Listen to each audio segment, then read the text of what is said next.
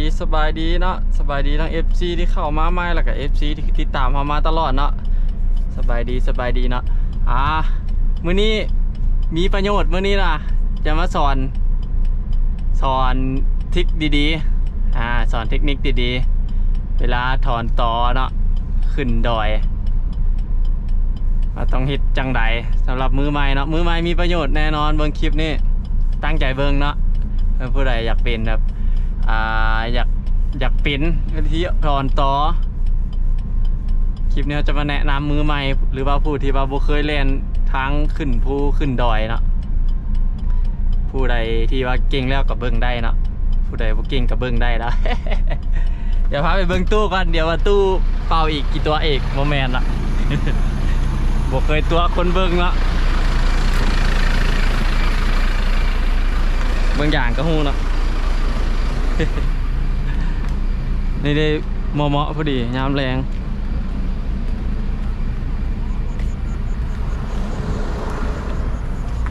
นี่ตู้นักเนาะนี่นักแน่นอนเนี่ยบอกไม่เนี่ยใน477โอเคแล้วพาเบิ่งตัวจริงเลย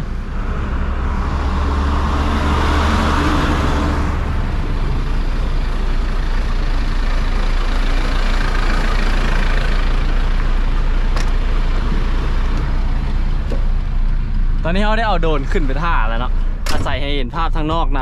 ำนี่เนาะขึ้นไปแล้วโอเคละไปเพราะว่าดอยนี่เหมาะสุดแก่การทดลองการเฮ็ดคลิปแนะนำการถอนต่อนะแต่ละมือใหม่ต้องบางคนไม่เข้าใจถอนต่อคืออย่างถอนต่อก็คือการออกรถนักในที่เป็นทางลาดชันหรือว่าทางขึ้นเขาขึ้นดอยเนาะวันนี้พอดีเลยมีโอกาสดีเลยจัดให้เลยอยากเฮ็ดมาหลายแล้วเนาะอยากเฮ็ดมาโดดแล้วนี่บอกครับโดดเลยมือเดียวชนรถมือเดียว เดี๋ยวจะไปจอดอยู่กลางเลยเนาะไอ้วิดโค้งนี่ขึ้นไป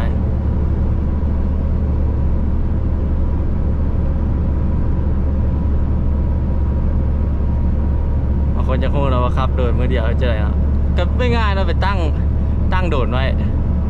ตั้งโดดด้วยบอลอันที่มอๆนะเราก็จัดเลยมันจะว่าสมูทไปเลยเนาะ เราไปตัดเอาเลยเพราะคลิปข่อยแต่ละเรื่องมีก้อนหินอยู่นี่ไปเนี่ยจะจอดเรียบขวดข้างหน้าเนี่ยเนาะเดี๋ยวเอาโดดมากัน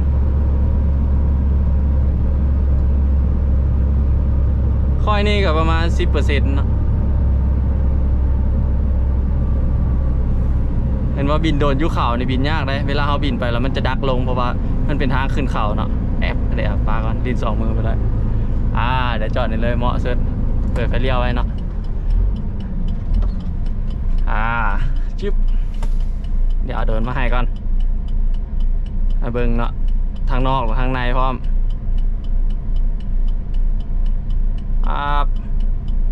ต่ำงาไม้ซะละ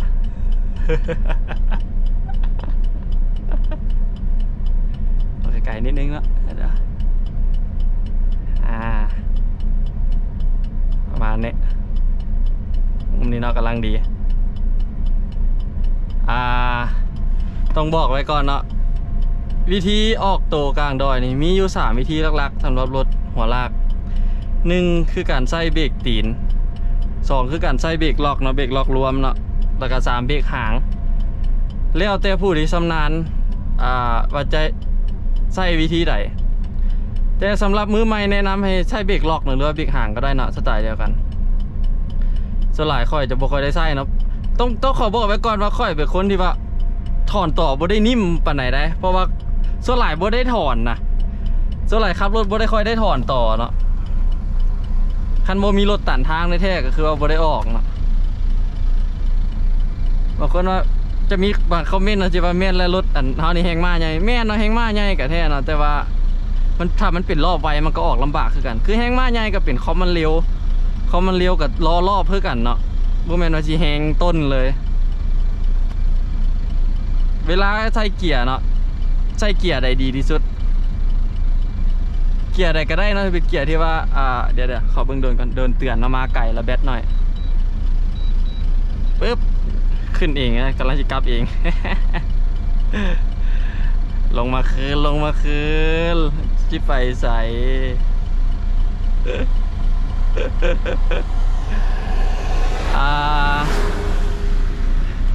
ทางที่ดีเลยขึ้นเกียร์ต่ำที่สุดจะเป็นการดีขึ้นเขา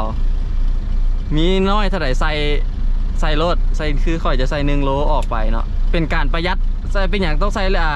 เกียร์ต่ำเนาะคือเป็นการประหยัดแผ่นคาดประหยัดหลายแนวเนาะที่เอารถพอบ่ทกบ่อย่างคือพวกเฟืองทดนี่จะออกชำนี้ออก3ออก4เลยก็ได้เนาะหรือว่าออก5ออก6แล้วแต่รอบซ่าเนาะแต่ส่วนหลายรถบางทีกับ FC ฝั่งไทยก็อยากฮู้เนาะเพราะว่ารถฝั่งไทยส่วนหลายเป็นเพาลอยเบิ่เนาะเป็นรอบเร็วเบิดก็บ่ต่างอย่างกับคันนี้เนาะสไตล์เดียวกันเดี๋ยวจะลองวิธีที่1วิธีใส่เบรกตีนเนาะใส่เกียร์1 โลเข้าไปปุ๊บสำหรับค่อยแล้วนี่จะใส่ปลายตีนเหยียบเบรกและส่วนเหยียบคันเร่งเนาะกดเบรกล็อกเหยียบเบรกไว้เร่งรอบสูงๆไว้เนาะเร่งรอบสูงๆไว้เลยแล้วก็ค่อยนี่จะปล่อยเบรกแล้วคอยยานคาดเนาะหรือว่าให้คาดเกาะไว้ก็ได้คาดติดไว้แล้วก็นี่คือจะซีละปะเบรกแล้วไปเลยเนี่ยเห็นว่าเนี่ยออกสบายเนาะวิธีที่1เนาะวิธีที่2คือใส่เบรกล็อกพอดีมาแบตโดนบ่อนั่นปะไหนเนาะ18%ได้เยอะไวๆให้มันห้องนี่แหละวิธีที่2ใส่เกียร์เขาเก่าเกียร์1ปุ๊บเนาะเล็งรอบสูงๆไว้ว่าจะเป็นตรงเบื้องก็ได้เล็งข้างนะสิเนี่ยเราปล่อยคันเล็งคอยโยกคาดออกให้รถหนิงวางคาดเลยวางอันบิ๊กล็อกเลยนี่ไปเห็นปะดีที่2เนาะอันนี้ไหลลงมาเป็นที่ใส่เบรกหางมันนี่คือเก่าเนาะใส่เกียร์1ไปดึงเบรกหางปุ๊บนี่เล็งรอบสูงๆคือเก่าคอยโยกคาดออกวางเบรกไปสิเนาะง่ายๆเนาะประมาณนี้เนาะเดี๋ยวจะเอาโดดลงมากันมันห้องแล้วมีประมาณ3วิธีลักๆเลยสิเนาะบ่มีอย่างหลาย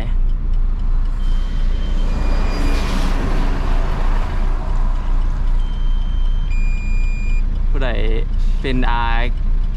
ผู้ใดบ่เคยเนาะก็บ่ฮู้แท้เลยเนาะ เดี๋ยวมาแนะนำมือใหม่เนาะเป็นประโยชน์แน่นอนคลิปนี้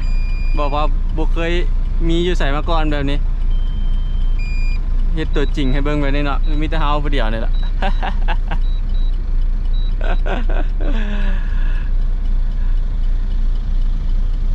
หรือเอาเพิ่มความยากในการออกแก่ใหญ่ขึ้นก็ได้เนาะเกียร์2นี่เนาะถ้ามันใส่2ปุ๊บ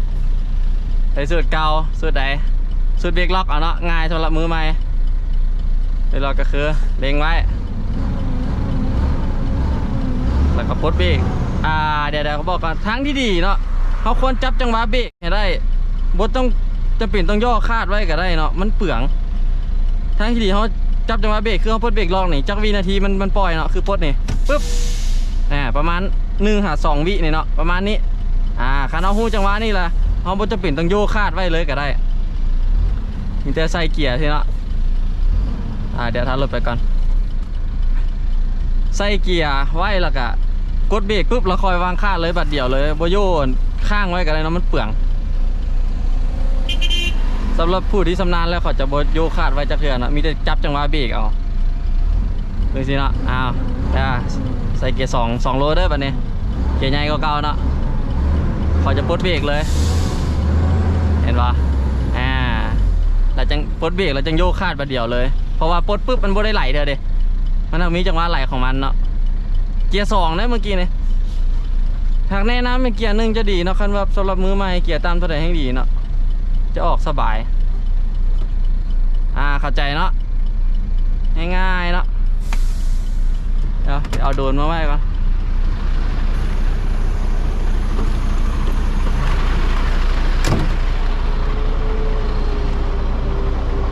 เบิ้งเนาะรถลงเขามาถ้ารถนักก็ลงจะประมาณนี้เนาะ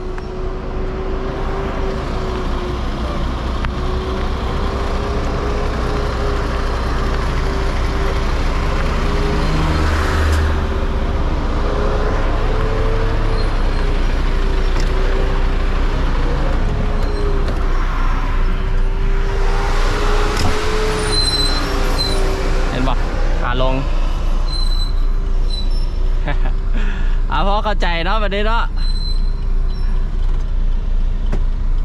เดี๋ยวจะไปถึงจอดอยู่ทางนั้นนึงเดี๋ยวเขาจะออก2ไปเลยใส่สูตรเบรกล็อกเนาะล็อกตรงสูงไว้กดเบรกโยกไปแหมพยายามฟรีค่าน้ำนอนเวลาออกมันต้องวางปัดเดี่ยวมันจะโดดมันจะออกบนนิ่มเนาะเปลืองค่าได้กับยามันเพราะว่าเขาบ่ได้ถอนตลอดหรอก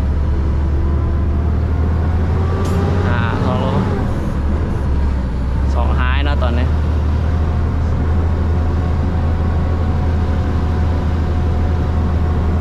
เป็นจะไดเนาะสำหรับคลิปนี้มีคมหู้อะไรคมหู้นำมองเนาะ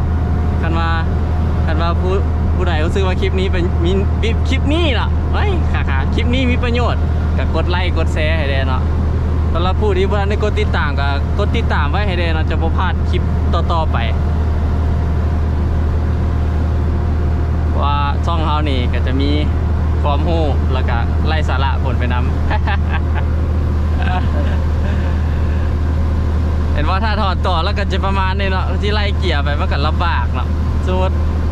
ขึ้นในซีแล้วมาถอดเนี่ยก็ได้คัน1คัน2ไปต่อเนาะถ้าที่ใส่ซีขึ้นเดี๋ยวก็จะยากเนาะ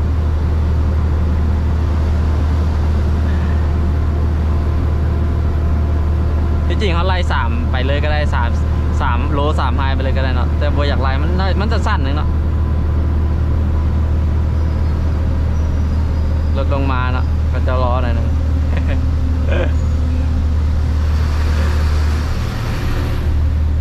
เดี๋ยวมีโอกาสดีก็เลยจัดให้เบิ่งเลยเนาะในคลิปนี้ก็มีเท่านี้เนาะมาฝากกันเท่านี้ท่านผู้ใดว่ามีประโยชน์ก็กดไลค์เนาะจะพูดอย่างคอมเมนต์ถามเนาะอ่านทุกเม้นต์อยู่แล้วอ่านทุกคอมเมนต์เนาะแต่บางทีก็บ่ได้ตอบเบิดนะจะกดไลค์กดใจให้เดี๋ยวเจอกันคลิปหน้าก็คือคลิปต่อไปจากนี้แหละตั้งแต่ว่าคลิปนั้นจะลงน้ำหลังเนาะแต่จะเอาคลิปถอนตอนนี้ลงก่อนเพราะว่า